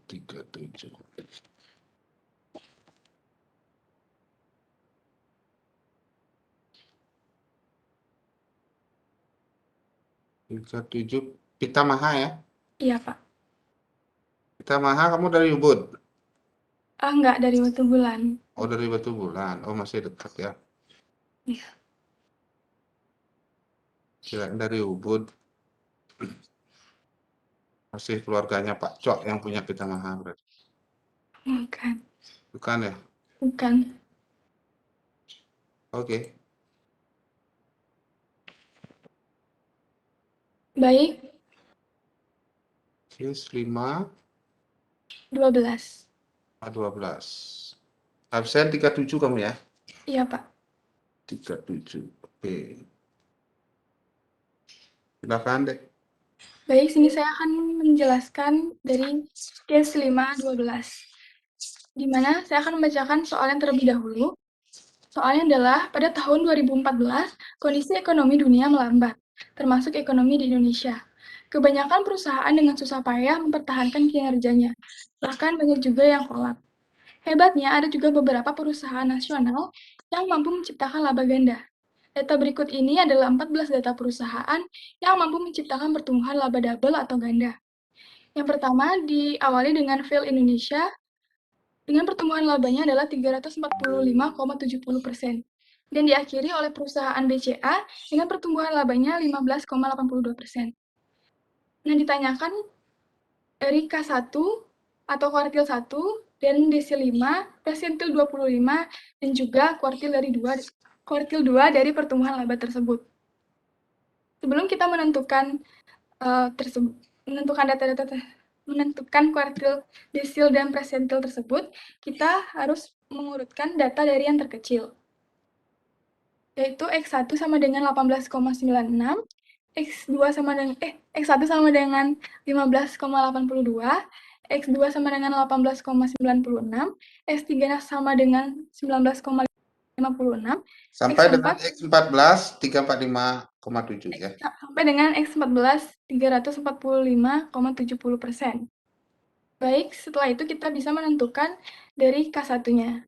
Nah, sebelum menentukan K1-nya juga, kita harus menentukan letak dari kuartil 1, di mana di sini merupakan data tunggal, jadi kita harus menggunakan rumus, yaitu X/4 dikali dengan N+1, di mana X merupakan kuartil dari 1, dan N merupakan banyak data. Jadi kita masukkan angkanya, yaitu 1/4 dikali dengan 14 plus 1, dengan menemukan hasil yaitu 3,75. 3,75 ini terletak di antara X3 dan X4, di mana I merupakan bilangan utuh yaitu 3, dan K merupakan bilangan desimal yang kurang dari 1 yaitu 0,75. Setelah itu kita dapat menentukan K1-nya dengan memasukkan rumus yaitu X3 ditambah 0,75 atau K, dan dikalikan dengan X4 yang dikurangi dengan X3.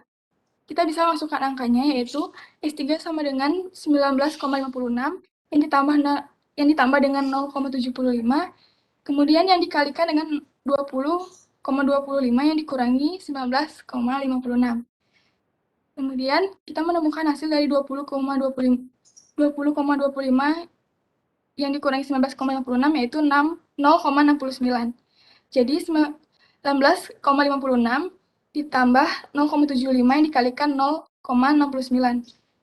19,56 ditambah dengan 0,5175 menemukan hasil yaitu 20,08. Jadi kita menemukan kuartil satunya yaitu 20,08. Kemudian kita lanjut dengan desil 5. Menentukan desil 5 juga kita harus menentukan letak dari desil 5, yaitu menggunakan rumus X per 10 dikali N plus 1, di mana X merupakan desil 5 dan N merupakan banyak data tadi. Kita masukkan angkanya yaitu 5 per 10 dikali 14 plus 1 sama dengan 7,5. Di mana 7,5 ini letaknya di antara X7 dan X8. I-nya sama dengan 7 dan K-nya sama dengan 0,5. Kemudian kita mencari D5 dengan memasukkan rumusnya, yaitu X7 ditambah 0,5 yang dikali dengan X8 yang dikurangi X7.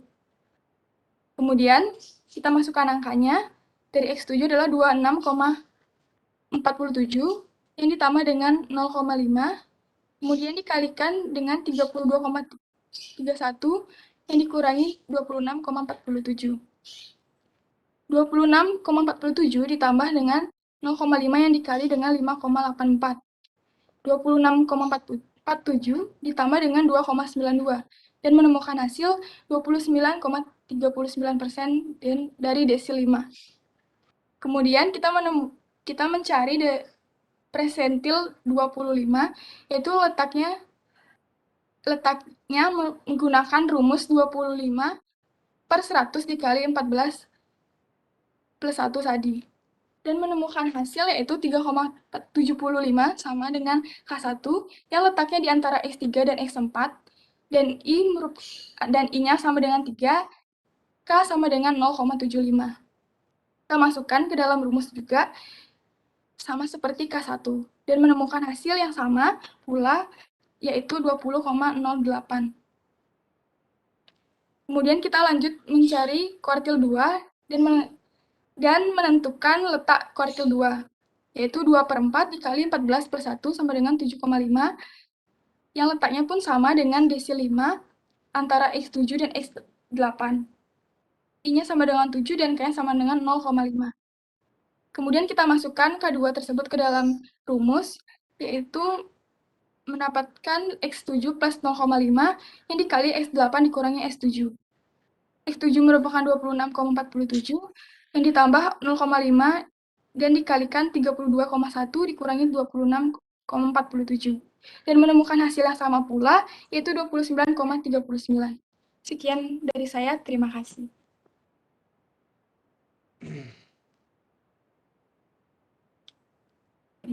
Oke, adik-adik, ada komentar? Ada yang hasilnya beda? Ini latihan pengolahan data aja ya, adik-adik ya. Jadi kembali lagi, model statistik ini biasanya kita pergunakan ketika big data. Jadi adik-adik jangan tanya Bapak seperti Bapak menanyakan ini dulu ke dosennya Bapak gitu ya. Kenapa nggak di JJR saja, mau nyari apa juga bisa kan gitu. Apalagi nanti ditanya, buat apa cari K1 yang kemudian didapat nilainya 20. Yang nggak ada satupun perusahaannya kan gitu. 20,8 kan bukan salah satu dari perusahaan ini ya, cuma dia antara X3 ini. Ya, antara X3 dan X4 ini siapa dia? Nggak ada kan gitu. Ini statistik. Ya. Ketika big data mungkin ada kebutuhan-kebutuhan analisa tertentu yang bisa atau yang akan memberikan manfaat, memudahkan kita di dalam menginterpretasikan datanya. Tapi kalau misalnya sampelnya cuma 20, maka kesannya ini nggak ada gunanya gitu ya. Terkesannya tidak ada gunanya. Seperti yang Bapak sampaikan, contohlah kita ambil misalnya K1 20,08 itu artinya adalah perusahaan yang berada di antara X3 dan X4 ini. Saya nggak tahu X3 apa ya. Ya adalah nama perusahaan. Ya, perusahaannya nggak ada gitu ya. Terus untuk apa?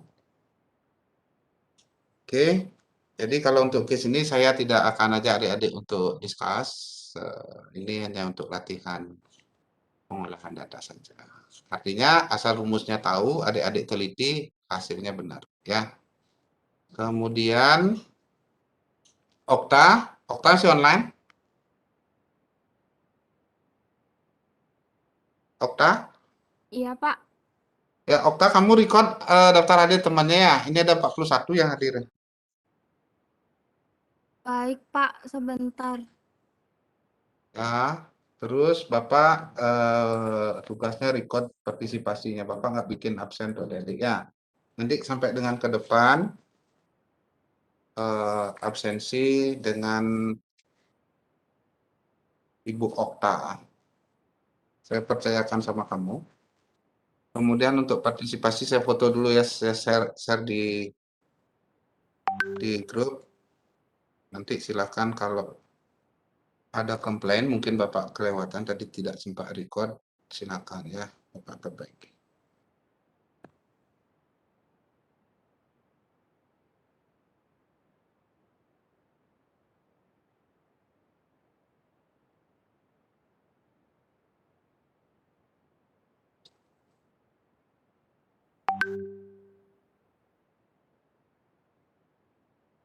Maaf, Pak. Berarti ini pertemuan kelima, Pak. No, pertemuan keberapa ya? Keempat ya? Kelima, Pak. Pertemuan ketiga itu Bapak nggak hadir. Ya, nanti kan kita ganti. Atau boleh dibikinkan dulu sampai pertemuan 5, Okta ya. Nanti Ya? boleh, nanti bikin itu sampai ini pertemuan kelima. Nanti pertemuan yang kemarin Bapak nggak bisa ngajar itu kita ganti ya. Tapi Bapak lihat matriknya adik-adik ya, dari RPS itu kita waktu banyak akan punya nanti. Kita akan banyak punya waktu untuk latihan. Jadi mungkin nanti setelah UTS Bapak cek atau sebelum UTS gitu ya, di perkuliahan pengganti itu kita hanya diskusi saja. Bapak akan siapkan kasus yang di luar buku lah ya. Karena kasus di buku itu lebih, saya sudah info ke Bapak Natal gitu ya, bahwa kalau bisa di edisi revisi selanjutnya biar lebih banyak yang mendorong mahasiswa untuk ke analytical thinking ya, kurangi ke pengolahan data. Pengolahan data saya sudah bikinkan note ya, catatan-catatan. Karena statistik saya juga baru di mata kuliah ini kan sudah saya sampaikan ya adik-adik. Bapak lama tidak mengasuh mata kuliah ini. Kalau matematika ya, matematika sempat 3 semester yang lalu. Matematika ekonomi. Bapak kasih juga beberapa masukan karena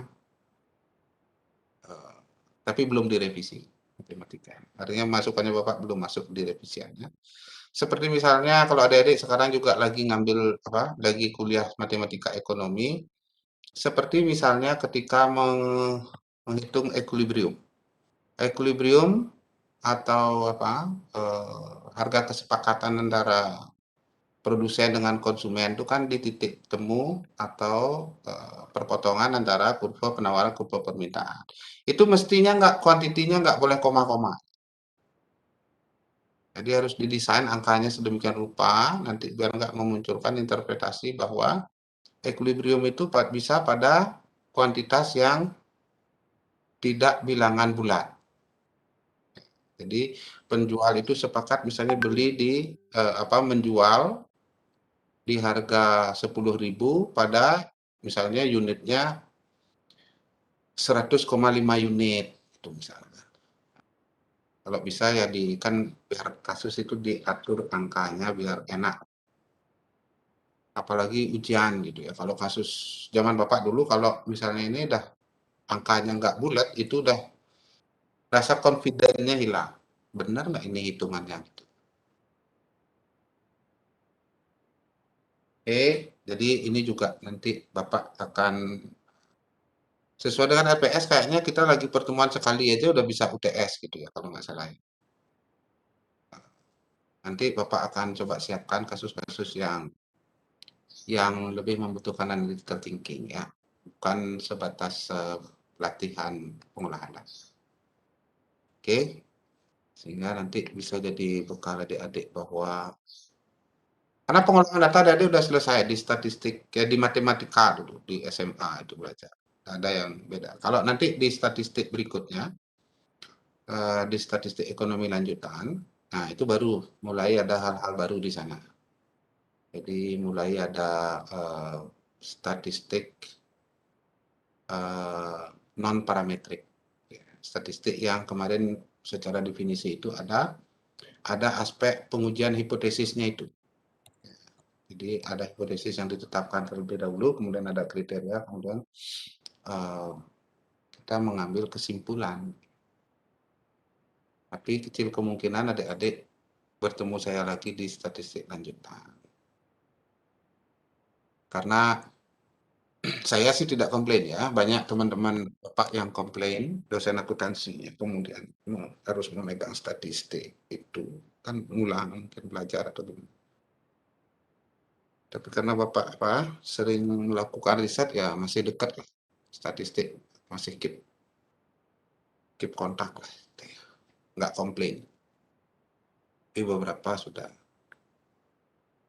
banyak yang komplain. Karena keahliannya misalnya di akuntansi keuangan atau di akuntansi biaya, terus merasa salah kamar. Oke, jadi adik-adik nanti sesuai RTS kerjakan lagi. Jadi sebelum pertemuan kita minggu depan, silakan dikumpulkan. Bapak harapkan lebih banyak lagi yang partisipasi ya. Jangan seputaran ini saja. Walaupun masih adik-adik anggap gampang gitu ya, tapi tidak ada masalah adik-adik sharing tentang sesuatu yang gampang. Jangan pernah merasa tidak confident untuk sharing. Kesempatan adik-adik untuk berbuat keliru itu adalah saat kuliah. Kalau nanti sudah kerja, sudah bisnis, keliru itu ngambil keputusan dampaknya jelek ya. Atau keliru melakukan presentasi. Nah, disinilah tempatnya belajar. Nggak akan mungkin dimarah sama Pak Direktur aja tuh. Ya. Urusan salah, keliru, argumentasi kurang kuat, argumentasi kurang bagus, nah, pasti tugas Bapak adalah meluruskan, bukan memarahi. Ya, jadi tenang aja.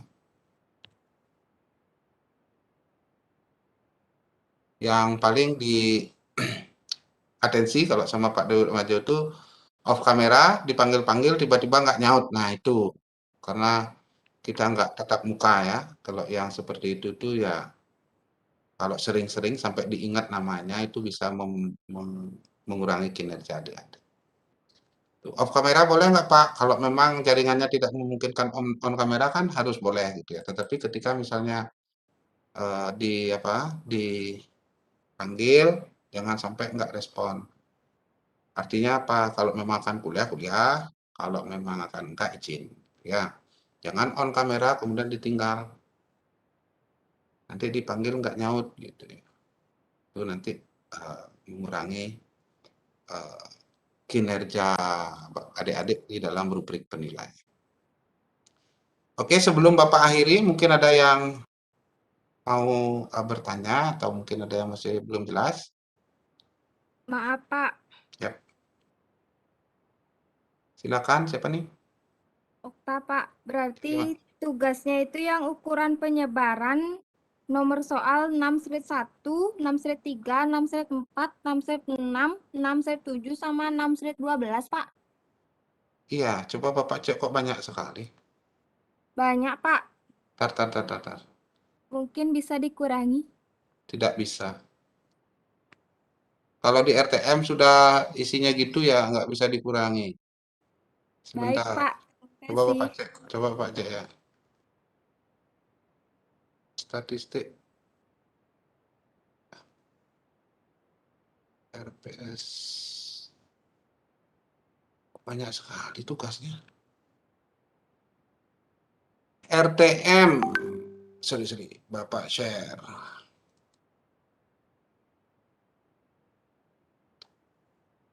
Kasihan sekali adik-adik, tugas banyak sekali ya kuliahnya.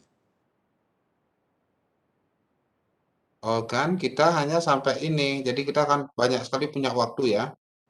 Kalau kita ikuti ini, apa namanya, RPS-nya nanti kita banyak bisa main-main dengan kasus-kasus yang apa, lebih dekat dengan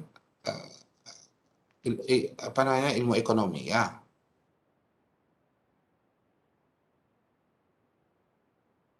Ada 6 kasus, adik-adik ingat dulu gini.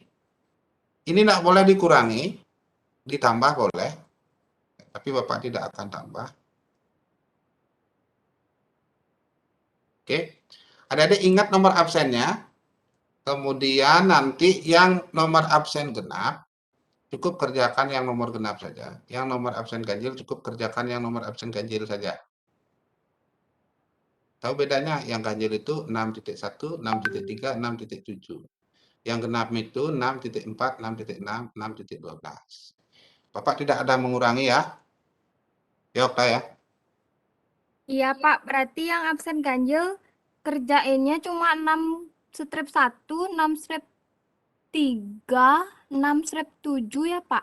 Iya, betul. Yang genap, Sisanya yang genap. ya, yang 64, 66, 612 itu yang nomor absen genap. Tuh kan? Tidak ada mengurangi? Tidak, Pak. Tapi bagus, Pak. Sedikit mengurangi. Enggak, Bapak enggak mengurangi. Semua case dibahas ya.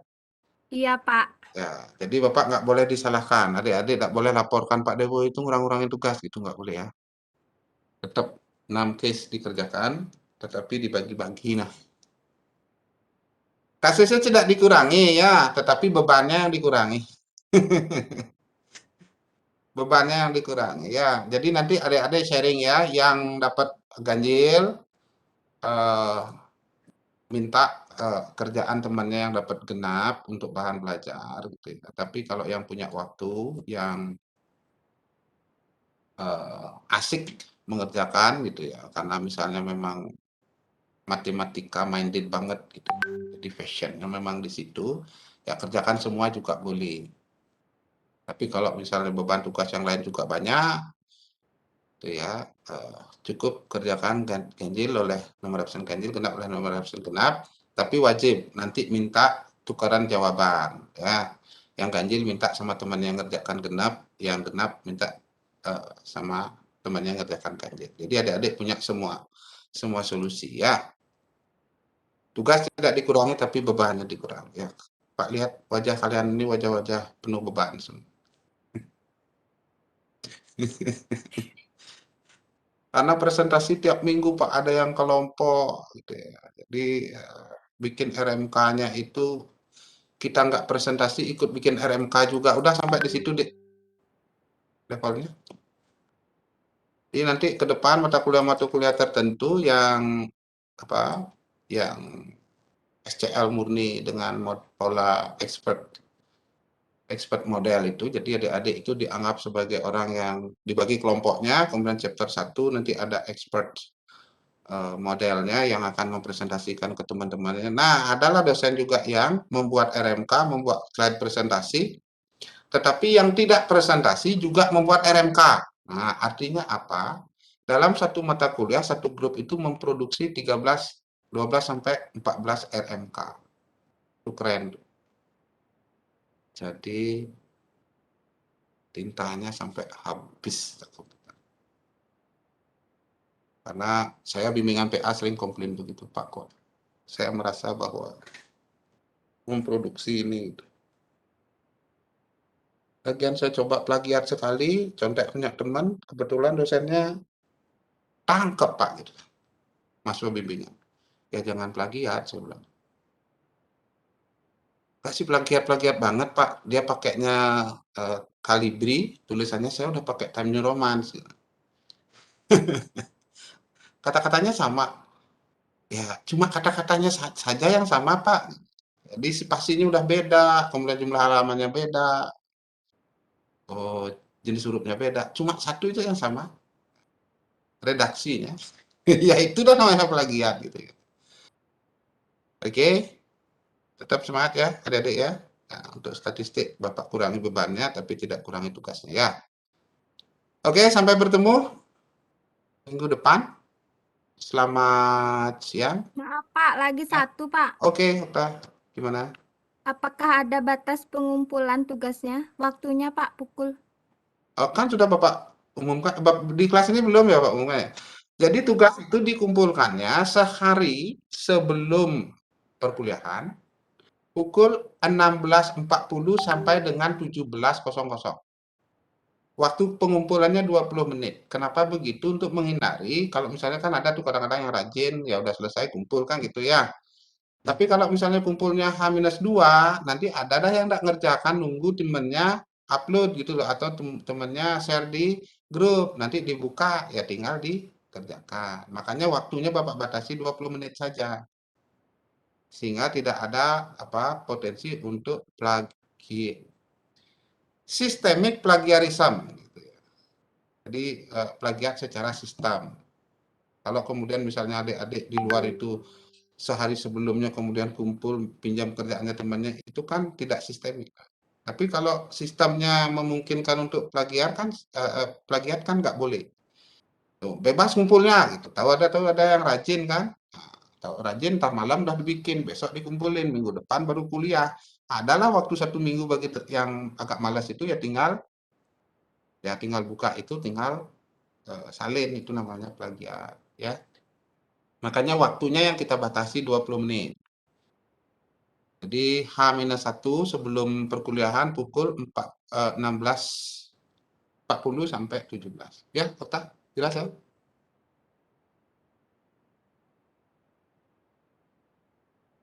Belum Bapak umumin kayaknya di kelas ini ya, Mang, ya. Kelas yang lain udah Pak umumin. Oke. Sudah. Sudah Pak. Oh, sudah diumumin ya. Jadi ikuti itu. Kalau adik-adik molor itu nanti kodenya beda ya. Pasti nanti untuk nilai dari rubrik tugasnya nggak mungkin 60% gitu, paling 58 atau 57 kalau sering telat. Kalau telat 12 menit gitu ya. Artinya adik-adik satu. Walaupun misalnya sudah mengerjakan tetapi tidak dikumpulkan di rentang waktu itu, disiplinnya adik-adik kurang gitu. Pikun namanya, pikun. Banyak yang awal-awal ini kan belum terbiasa ya. Ada yang Pak sebenarnya saya sudah mengerjakan tapi baru ingatnya harus kumpulnya itu jam 9 malam, makanya saya kumpulnya 9:30 gitu. Ya namanya nggak ingat kan nggak bisa. Udah ada teknologi sekarang, handphonenya canggih-canggih, isiin tuh. Jadi setiap hari Minggu pukul berapa? 16.30 alarmnya bunyi, kumpul tugas sama Pak Dewo Majen. Kumpul tugas statistik. Tahu-tahu belum bikin gitu kan. Apa mau dikumpul? Ternyata bikinnya lupa gitu ya. Bikinnya lupa, kalaupun ngumpulnya ingat nggak bisa ngumpul. Benar nggak? Oke, ada lagi Okta atau yang lain? Tidak Pak, terima Ya. kasih. Oke, kalau tidak ada Bapak akhiri ya, Bapak end meeting. Selamat siang, tetap semangat ya. Makasih, Pak. Selamat siang, terima kasih sama-sama. Pak. Siang Pak.